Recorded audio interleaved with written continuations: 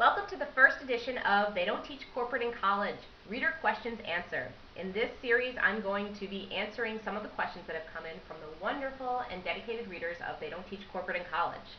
Question number 1.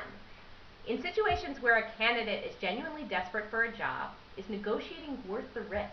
What if a company calls your bluff? How should one deal with the indignity of having to scramble back to the original offer?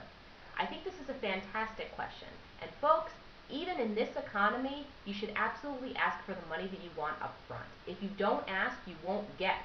And in this economy, raises are very few and far between once you're in the company. So ask for the money and be prepared to accept something that's somewhere in the neighborhood of the in-between point from what you've asked for and what the company has initially offered. If you find your company saying, you know what, we have to pay you the starting salary, we can't go up, then at that point you have to sit and think about it and say, is the experience I'm going to gain at this company worth taking a lower salary?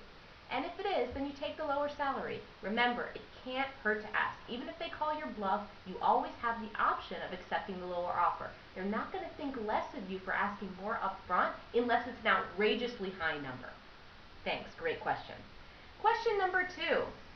What would you give an undecided major in college who wanted to remain flexible in their career choices without completely ignoring their undergraduate degrees? And what are your views on grad school? Well, gotta be honest on this one. I really don't think anyone cares what you major in college, folks. The truth is, undergraduate majors are carrying less and less importance. So if you're really interested in your major, then by all means, approach job opportunities that are associated with it, but don't completely limit yourself. There's no way anyone expects you to know what you're going to do with the rest of your life when you're 21 or 22 years old. As for grad school, I feel sort of the same on that. You should never go directly to grad school from undergraduate school because, again, you're not ready to make a career decision that's going to have long-lasting impact.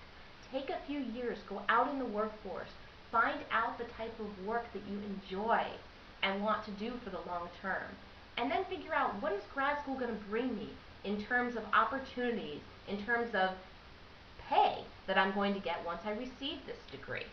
That's my recommendation. Spend a couple years in the workforce and then think about grad school. Question number 3. I love your explanation of a corporate persona and the need to have your own PR person in order to project a mature, competent face to the work world. But I wonder about the dangers of embracing such duality. Is it healthy to be kept in corporate all the time from 9 to 5 and Andrew for the rest of my life? How should one act around work friends that carry over to personal life? Well, there are 2 questions here. And first of all, the corporate persona, you shouldn't be mistaken. It's not someone that has no relationship to your ordinary personality. The corporate persona is really just the professional you. But you should absolutely be yourself. Just be a professional version of yourself. That means that don't get drunk at work. Don't be too crazy at work. Don't schlepp around on the internet at work. Be the can-do professional person that you are and you'll be fine. You don't need to be someone you're not. As to how you should act around work friends who are also personal friends, you'll notice in They Don't Teach Corporate in College, I tell about the difference between work friends and real friends. And you should really take the time to assess whether work friends can really turn into long-term personal friends. And you can do this by asking yourself a couple of questions. Would I have something to talk to this person about if I ran into them in the supermarket without mentioning work? Would I be able to talk to them for 10 minutes without that subject coming up? Has this person met my significant other? Has this person seen where I live?